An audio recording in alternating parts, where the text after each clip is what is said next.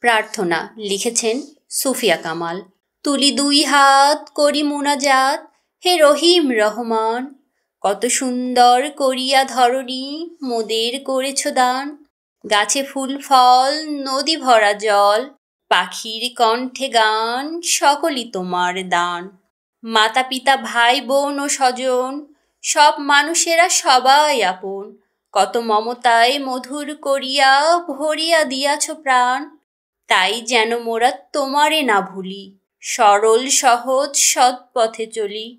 কত ভালো তুমি, কত ভালোবাসো, গেয়ে যায় এই গান। প্রার্থনা লিখেছেন সুফিয়া কামাল। তুলি দুই হাত করি মুনাজাত, হে রহিম রহমান।